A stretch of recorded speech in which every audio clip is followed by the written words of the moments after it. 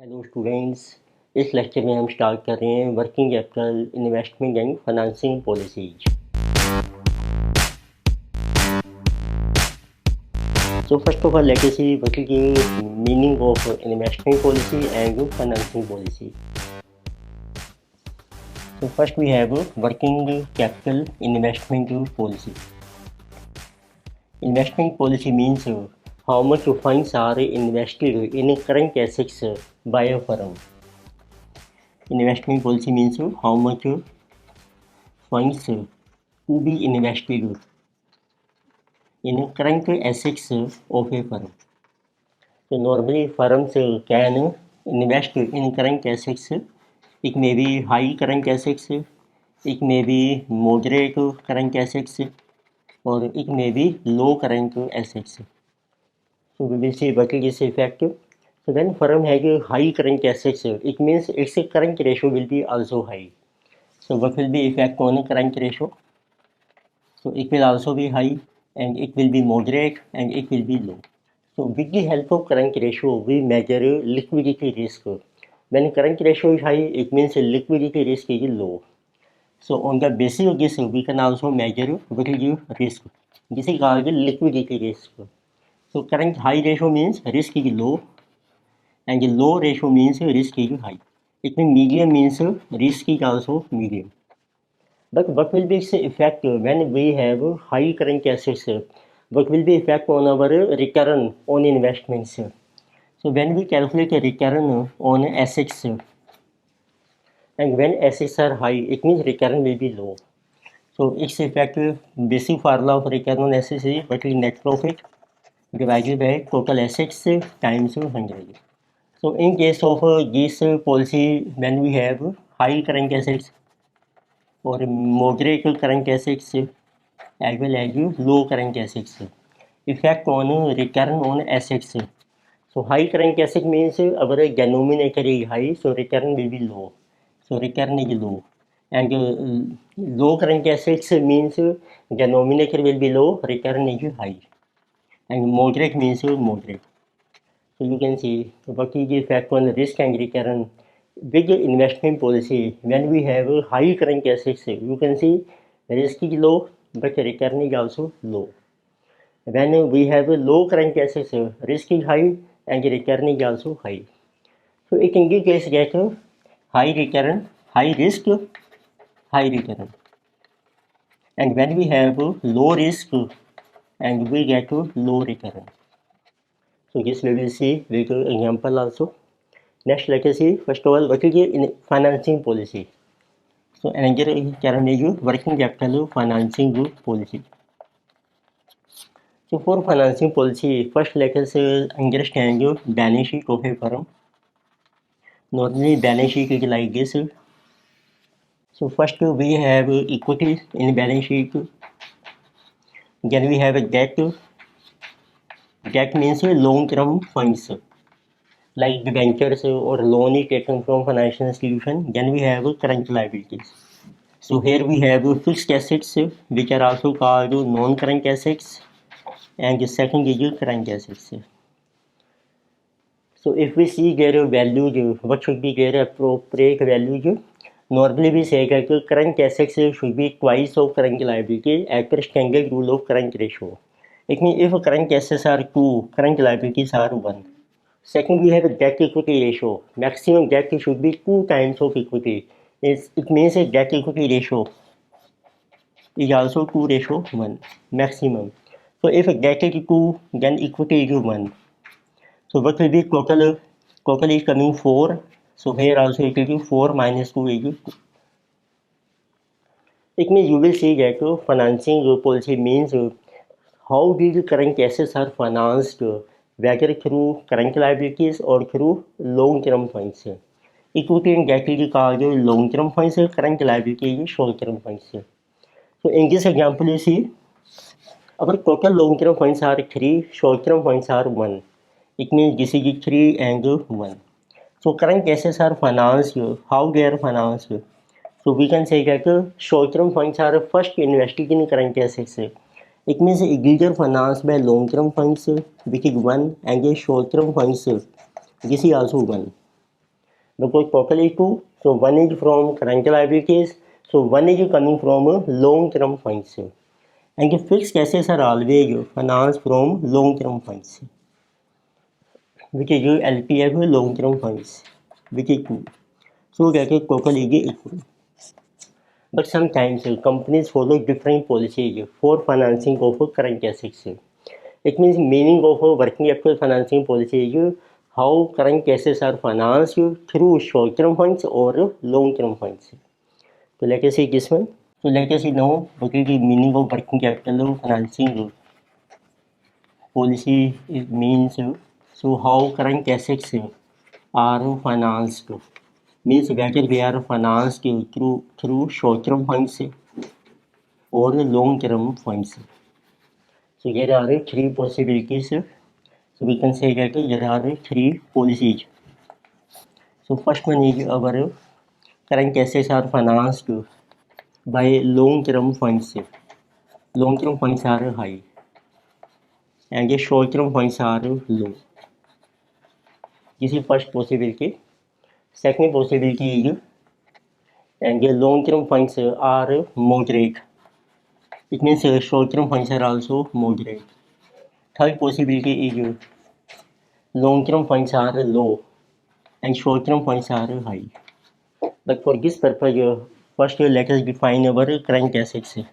So current assets are classified into two categories. One is permanent current assets. Suppose we have permanent. It means what is the money which remains fixed during the whole year. This is permanent. Balance we have temporary current assets. Suppose आपके current assets हैं 1000 permanent and 1000 temporary. In all three possibilities.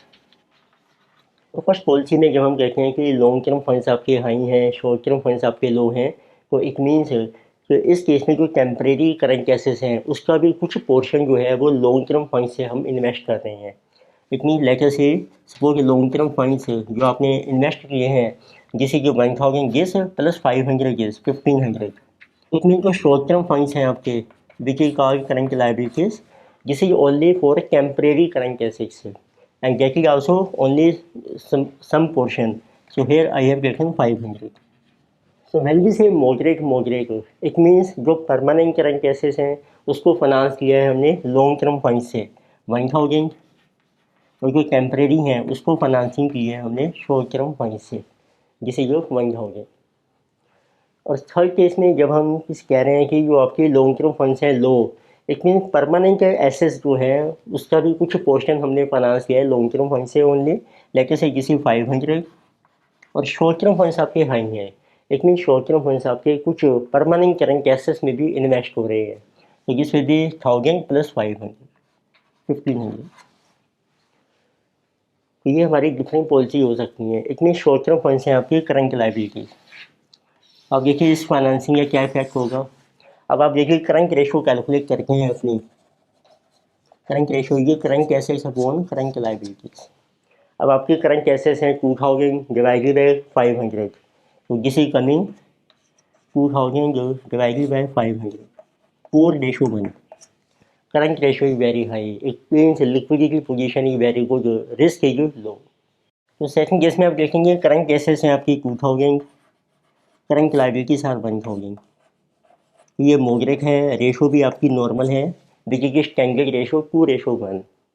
Third case में आप देखेंगे current assets है आपकी 2000, current liabilities are 1500. Now ratio is 1.33. This is ये low ratio as compare to 2:1. It mean जब current ratio low होगी आपका लिक्विडिटी जो रिस्क है वो आपका हाई हो जाएगा. इट मीन ये आपके डिफरेंट फाइनेंसिंग पॉलिसी है. फर्दर आता है जब आप फाइनेंसिंग करते हैं long term funds and short term fund, उनकी जो कॉस्ट होती है, जो रेट ऑफ इंटरेस्ट है वो भी आपका डिफरेंट होता है.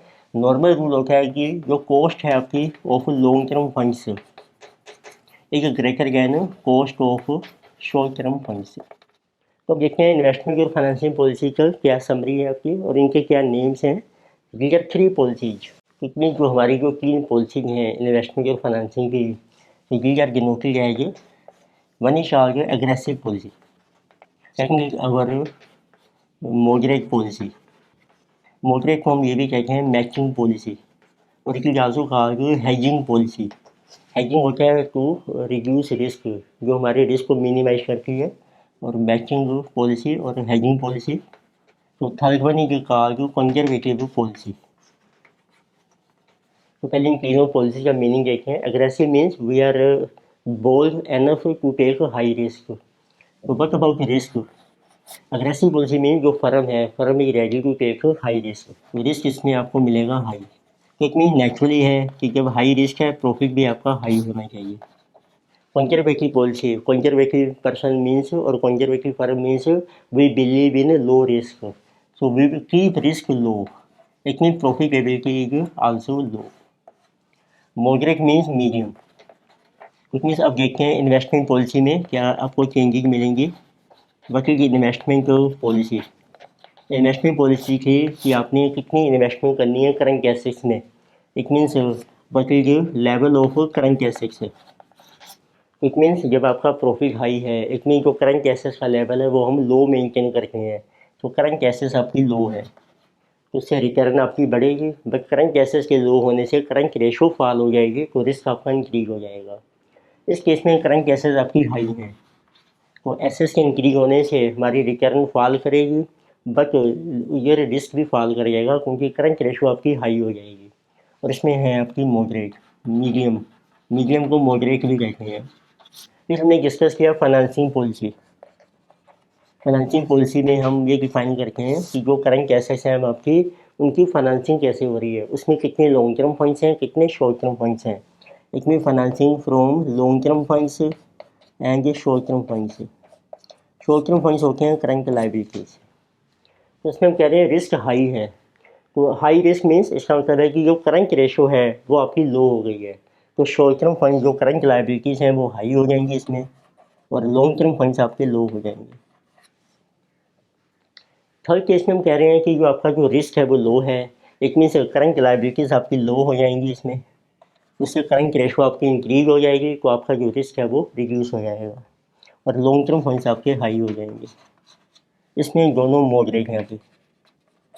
ये जो फाइनेंशियल पॉलिसी हैं उनको हम डायग्राम से भी एक्सप्लेन कर सकते हैं। Let us see diagrams for these policy.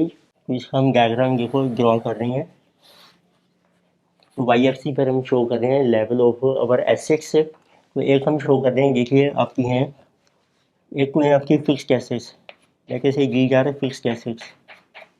फिर आपकी कुछ हैं permanent current assets, let us से जिसमें, फिर आपकी हैं टेम्परेरी करंट एसेट्स, ये फ्लक्चुएट होती रहेंगी। तो पहले मैं तीनों डायग्राम से इसी तरीके से ड्रॉ कर रहा हूँ। तो ये आपकी हैं फिक्स्ड एसेट्स हैं, और ये जो डिफरेंस है आपका गैप, जिसे जो परमानेंट करंट एसेट्स, और ये आपकी फ्लक्चुएटिंग है, उनको हम शेडिंग एरिया से शो कर रहे हैं। इसी तरीके से आप यहाँ शो कीजिए सेकंड केस में, fixed assets, permanent current assets and temporary current assets. Then in third case also, so I am showing this fixed assets and the permanent current assets and the temporary current assets। अब हम देखते हैं कि तीनों policy में financing कैसे होगी आपकी ऑफ करंट एसेट्स से। तो एग्रेसिव पॉलिसी में क्या होता है कि जो आपके शॉर्ट टर्म फंड्स हैं वो मैक्सिमम होंगे, और लॉन्ग टर्म फंड्स हम कम यूज करते हैं। तो जो फिक्स एसेट्स हैं उसके लिए को आपके लॉन्ग टर्म फंड्स यूज हो रहे हैं, और इवन जो परमानेंट करंट एसेट्स हैं ये आपकी हैं परमानेंट करंट एसेट्स। तो इसके लिए हम यूज करेंगे only small portion of long term funds, जैसे कि लॉन्ग टर्म फंड्स LPF, और जो बैलेंस है जिसे यवर है शॉर्ट टर्म फंड्स, ये आपके आ जाएंगे सारे शॉर्ट टर्म फंड्स। इतने short term funds are quite high, तो काफ़ी ज़्यादा करंट एसेट्स जो हैं वो शॉर्ट टर्म फंड से फाइनेंस हो रही हैं। मॉडरेट में जो परमानेंट करंट एसेट्स हैं आपकी जिसमें, ये हम सारी फाइनेंस करेंगे लॉन्ग टर्म फंड से, एंड जो आपकी टेम्परेरी हैं ये सारी फाइनेंसिंग होगी आपकी शॉर्ट टर्म फंड से, this is only short term funds. इतने शॉर्ट टर्म फंड्स आपकी फाइनेंस हो रहे हैं ऑल टेम्परेरी जो है आपकी करंट एसेट्स। और कंजर्वेटिव पॉलिसी में जो शॉर्ट टर्म फंड्स होते हैं they are quite low, so that current ratio very high, risk is low. तो उसमें हम कुछ पोर्शन ही जो है आपका लेट अस से जिसमें, ये जो अबव पोर्शन है ये हम फाइनेंस कर रहे हैं फ्रॉम शॉर्ट टर्म फंड से। अब जो रिमेनिंग है वो आपके हैं long term funds. So all these are long term funds and only this portion is short term funds. तो आप देखेंगे इसमें करंट लायबिलिटी देखो सबसे कम है, इसमें मॉडरेट है, और इसमें जो करंट लायबिलिटीज हैं आपकी ये हाई हो गई हैं क्योंकि ये सारे शॉर्ट टर्म फंड्स हैं आपके। तो उसका क्या इफेक्ट होगा करंट रेशो के ऊपर। तो एग्रेसिव पॉलिसी में जो करंट रेशो है वो आपकी लो हो जाएगी, ये आपकी मॉडरेट रहेगी, और इसमें आपकी करंट रेशो हाई हो जाएगी because current liabilities are very low. तो उसका इफेक्ट होगा लिक्विडिटी रिस्क के ऊपर। लिक्विडिटी रिस्क होता है कि वर्किंग कैपिटल के बेस पे कितना रिस्क है हमारा। तो ratio low means risk is high, here it is moderate, and here this current ratio high means risk is low। तो वही इफेक्ट आपको उसकी प्रॉफिटेबिलिटी भी मिलेगा यदि आप रिटर्न कैलकुलेट करते हैं एसेट्स के ऊपर। उसका बेसिक फार्मूला होता है रिटर्न ऑन एसेट्स का EBIT अपॉन टोटल एसेट्स, या जिसको हम कैपिटल एम्प्लॉयड भी कहते हैं। सो दैट विल बी, अब आपका रिस्क हाई है तो रिटर्न भी आप देखेंगे हाई होगी, and this is moderate and risk return is low because risk is also low. तो एक्सप्लेन करते हैं तो इन्वेस्टमेंट और फाइनेंसिंग पॉलिसी वो with the help of example.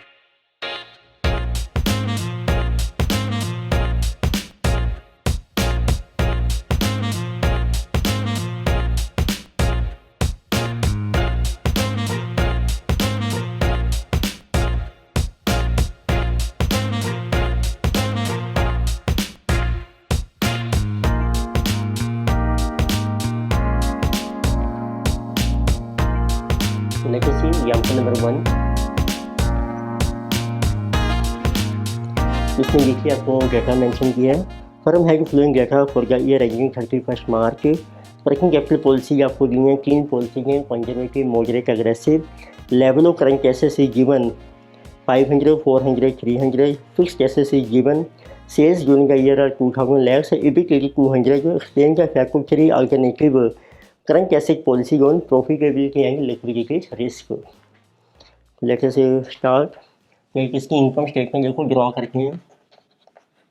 उसमें हम कंपैरेटिव पोजीशन शो कर रहे हैं। 3 पॉलिसी हैं आपकी। So one is conservative, second is moderate, then number 3 is aggressive. तो पहले देखते हैं, देखो एसेट्स आपको मेंशन की हैं। First one is current assets हैं और सेकंड आपको दी हैं fixed assets. So level of current asset given 500, 400 and 300। जिसमें करंट एसेट्स का लेवल चेंज हो रहा है जिसे कहा जाता है investment policy, working capital investment policy. Fix asset देखिए आपकी सेम है 500, 500 एंड 500। तो ये जा रहे टोटल एसेट्स 800, 900 एंड 1000। फिर आपको सेल्स दी है, EBIT दिया है, तो आपने इफेक्ट डिटर्मिन करना है ऑन प्रॉफिटेबिलिटी एंड रिस्क। तो प्रॉफिटेबिलिटी के लिए जो हम कैलकुलेट करते हैं रिटर्न ऑन एसेट्स से, फार्मूला बन जाएगा EBIT upon total assets into 100।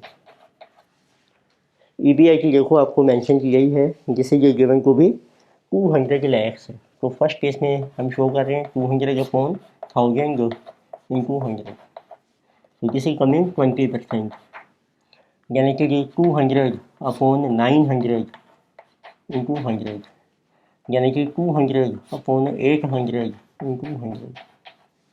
तो this is our return which measures profitability. So 200 upon 900 into 100, 22.22%, and this is coming 25%। फिर आप रिस्क मेजर करने के लिए कैलकुलेट कीजिए current ratio. Formula is current assets upon current liabilities. और आपको current liability ये को मेंशन नहीं की है, तो सिंपली आप करंट एसेट्स से ही चेक कीजिए what is level of current assets. Normally भी सही जाए तो if current assets are high current ratio will be high, risk will be low. तो लेवल ऑफ करंट एसेट्स आपका हाई है तो it means what about current ratio will be high, उसमें आ जाएगी आपकी मॉडरेट। और थर्ड केस में करंट रेशो आपकी लो हो जाएगी। तो व्हाट अबाउट लिक्विडिटी रिस्क। तो high current ratio means risk is low and low ratio means risk is high, and moderate means moderate होता है नॉर्मल मीडियम। तो आप वेरीफाई कीजिए, इट मीन्स लो रिटर्न है यहाँ पे। देखो फर्स्ट पॉलिसी में लो रिस्क है और लास्ट पॉलिसी में हाई रिटर्न है और हाई रिस्क है। इसको कहते हैं risk return trade off, means risk और रिटर्न में क्या रिलेशन है। which will depend upon investment and financing policy. तो लेके सी वन मोर एग्जाम्पल, इसमें देखिए आपको डाटा मेंशन किया है. Total assets of firm are ₹2 lakhs which include fixed assets 1 lakh, permanent current assets 60,000 and temporary current assets 40,000. Return on fixed assets is 20% while return on current assets is 10%. इसमें return भी आपकी different है fix asset और current assets के ऊपर. Assets में भी finance under different financing policy as to follow.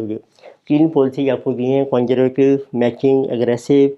उसमें फाइनेंसिंग के सोर्सेज आपको दिए हैं, equity 12% long term debt and 6% short term finance.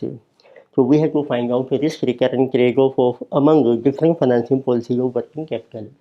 So let us start by preparing comparative income statement of 3 policies. अब देखेंगे 3 पॉलिसीज आपको दी हैं, कंजर्वेटिव यानी कि जो मैचिंग एंड एग्रेसिव.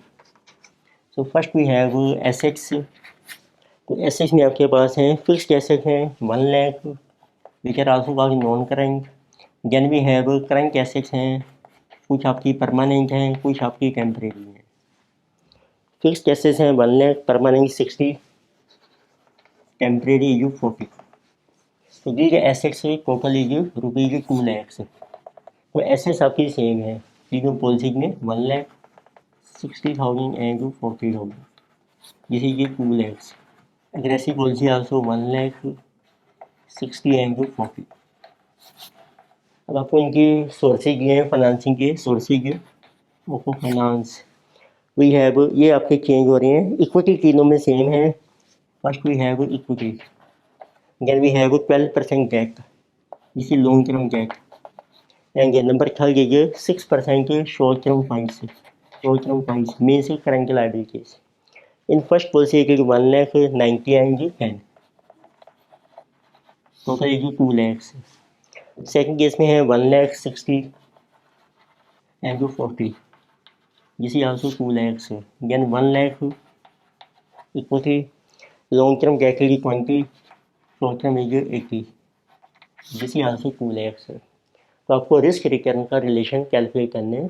तो फर्स्ट लेटर से रिटर्न कितनी है आपकी ऑन एसेट्स, उसमें से माइनस हो जाएगी कॉस्ट ऑफ जो भी फंड्स आपने अरेंज किए हैं. रिटर्न देखो मेंशन किए हैं आपको, रिटर्न ऑन एसेट्स हैं आपकी, जैसे कि 20% रिटर्न है फिक्स्ड एसेट्स के ऊपर, वो मेंशन कर रखे हैं. फिक्स्ड एसेट्स की है 20% रिटर्न, और जो शॉर्ट करंट एसेट्स हैं उसके ऊपर आपको मिलेगी 10%. इट मीन जैसे 20,000 और 1 lakh के ऊपर 10%, 10 टोटल रिटर्न है आपकी 30,000. This is also same under 3 policies. Cost of fund से 12% है डेट की, तो इट मीन 90,000 इंटू 12%, जिसे 10,800, और शॉर्ट टर्म फंड्स की है 10,000 इंटू 6% 600. तो ये आप लेस कर लीजिए.